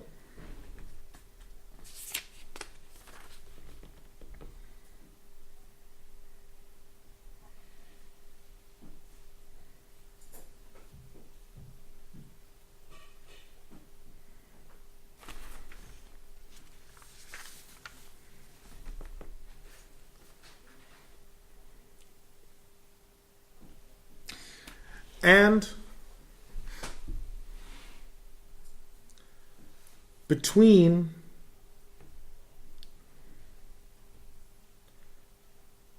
each joint is 12 cubits.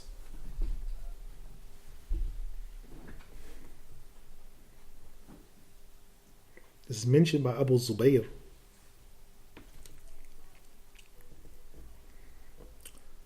Thirdly is its face is like that of a man.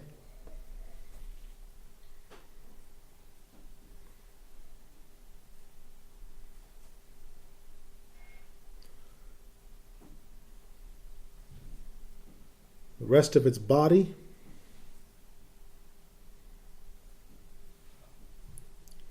resembles that of a bird.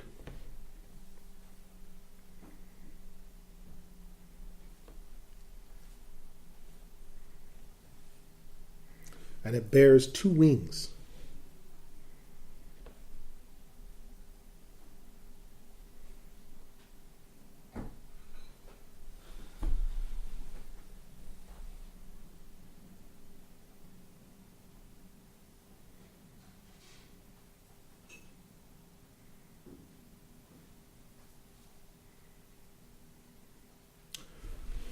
Close quote. Inshallah, we'll stop here to pray, inshallah. Salat al-Maghrib. And inshallah we'll return and complete the rest. أقول قولي هذا استغفر الله لي ولكم استغفر الله إن الله غفور رحيم رحيم ولا إله إلا الله. الحمد لله رب العالمين والصلاة والسلام على الرسول الكريم وبعد. Before we stopped for Maghrib, we were looking over one of the signs of the end of time, which is the beast. Adaba. Beast and daba in Arabic can mean creature as well. We have many different words in Arabic for beast. Al-Wahash can mean beast, which is more like a wild animal. Beast. Bahim can mean beast and also monster. And Adaba means beast, but more so a creature. And Daba usually means that it's a creature that is unique. So it's not like other animals. It's something that exists. Like human beings, Allah in the Quran sometimes refers to the human being in comparison to animals as a dabba, like a creature that's unique from animals. Like in the Quran, Allah doesn't call human beings hayawan, which is a type of beast, but hayawan is like an animal. It's totally separate from like human beings. So dabba is like creature or beast. Right. Now the Imam, rahimahullah, he starts by saying, quote,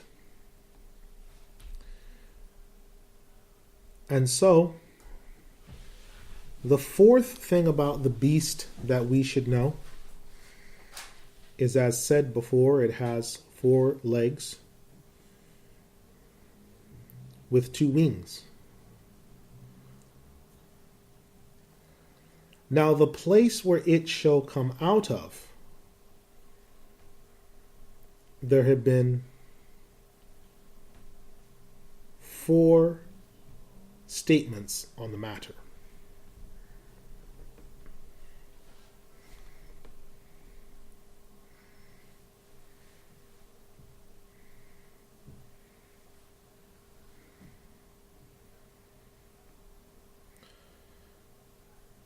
The first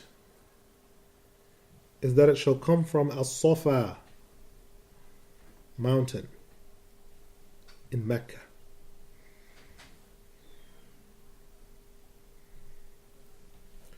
This is from the hadith of Hudhayfa ibn Al-Yaman, in which the Prophet sallallahu alaihi wasallam said,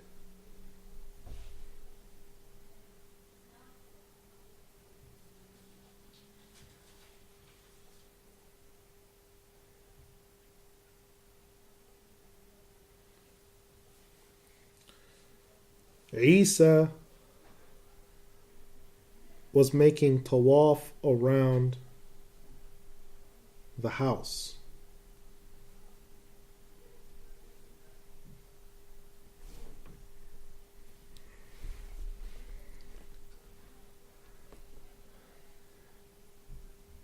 And with him were the Muslims.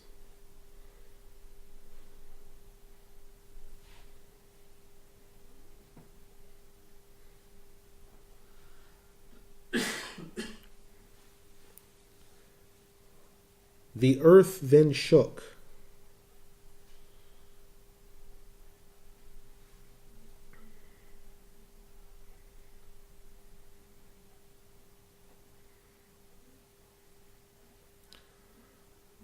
Al-Safa split in 2 pieces.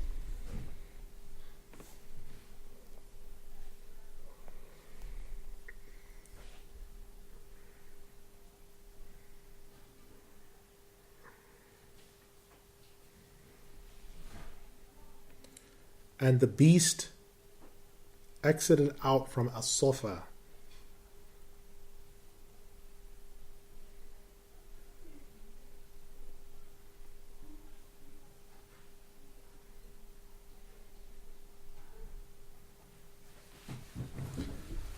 The first thing that appeared was its head.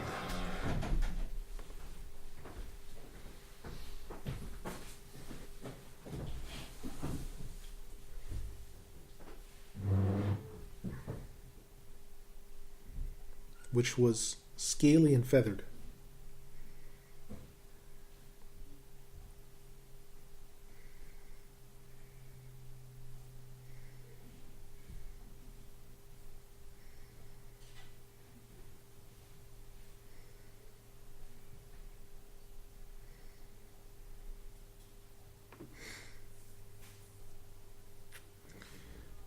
No one who sees it will ever want to see it again.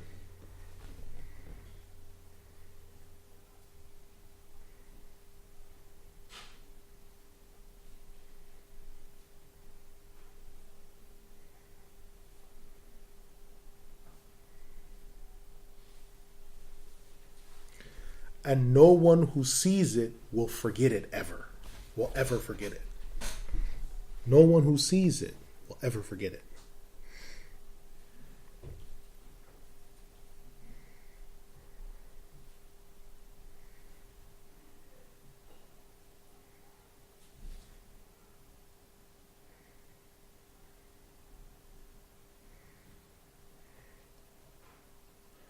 The Prophet ﷺ went on to say, it is 60 cubits long.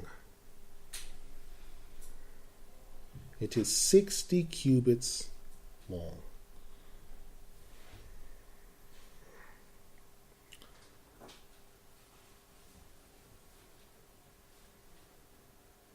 Ibn Mas'ud radiallahu anhu also said that it would come from as-Safa. Ibn Umar radiallahu anhu said the same thing.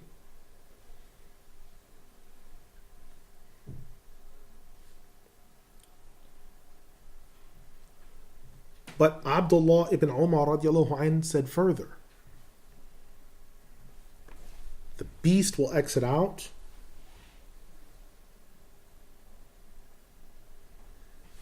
its head will scrape the clouds.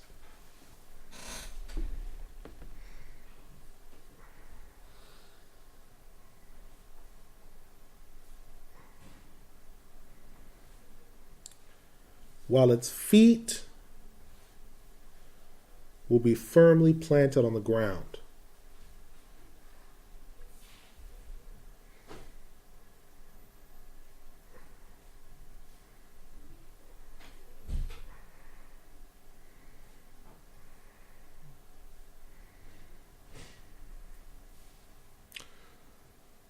The second point is that it shall come out from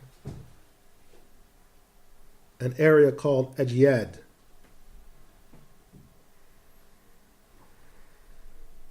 Ajyad. This is narrated by Ibn Umar from the Prophet sallallahu alaihi wasallam.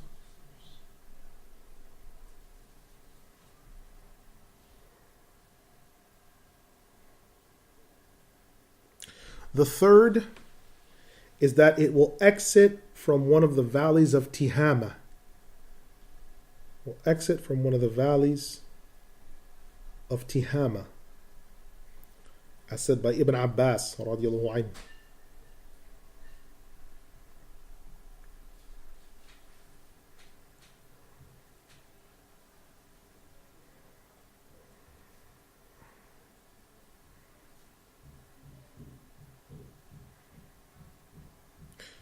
Number 4 is it will exit from the lake of Sodom.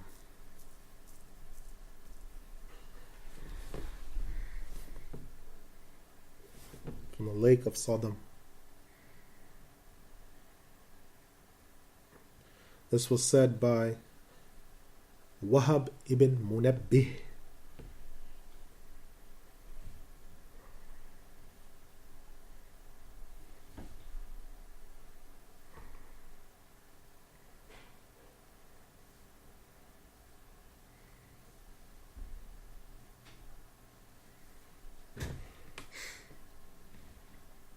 Number 5 is that it will exit at Tihama between As-Safa and Al-Marwa. It will exit between As-Safa and Al-Marwa, as mentioned by Az-Zajjaj.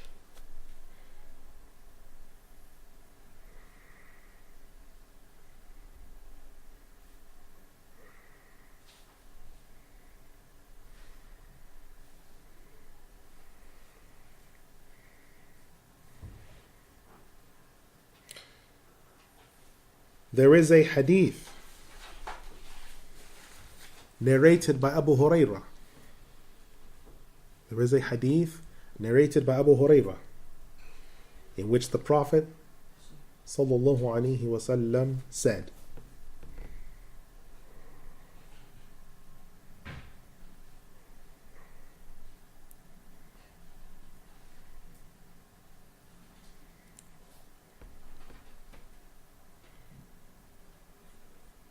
when the beast exits out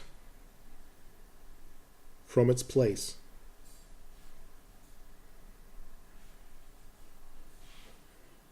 it shall have with it. It shall have with it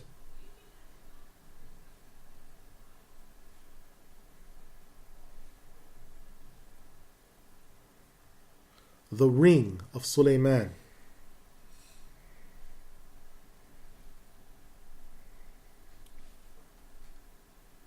the staff of Musa.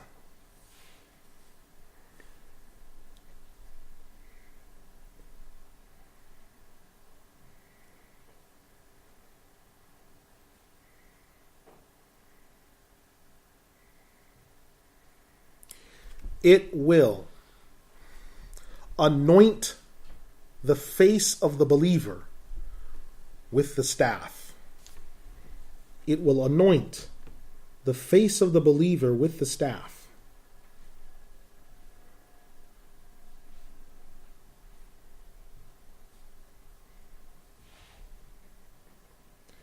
And stamp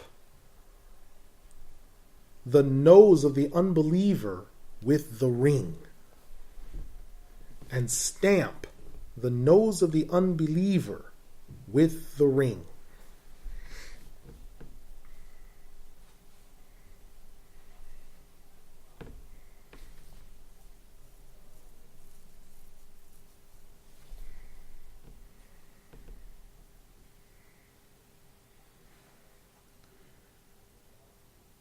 To the point that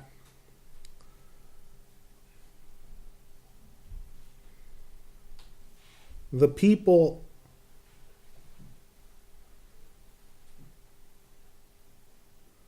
of the household of the Prophet ﷺ, they will gather together and say,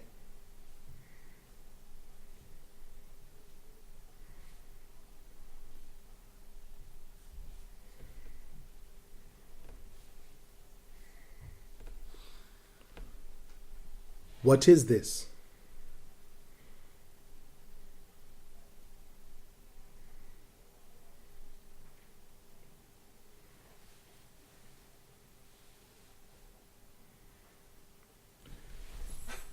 It is saying, O believer, and this thing is saying, O unbeliever."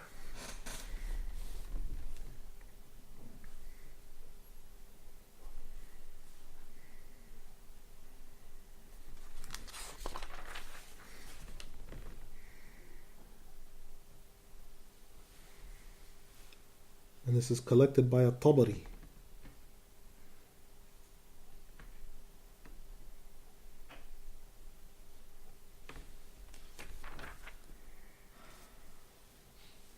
Close quote. Inshallah, we'll stop here. So I say, سبحانك اللهم وبحمدك واشهد ان لا اله الا انت استغفرك واتوب اليك انه غفور رحيم حميد الراحمين. Is there a question over what we've covered so far today? A question.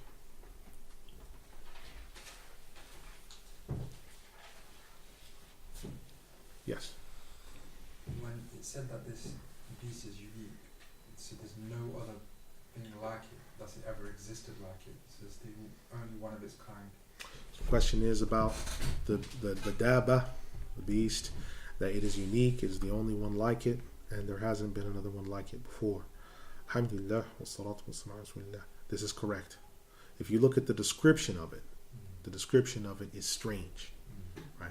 To which you don't have any natural example of something like this occurring. Now, if someone was to say, okay, well, what can we understand exactly what this is? To really have a discussion about the beast, because this is incidental, because the Imam has mentioned it in his Tafsir. He's gone into a little bit of detail.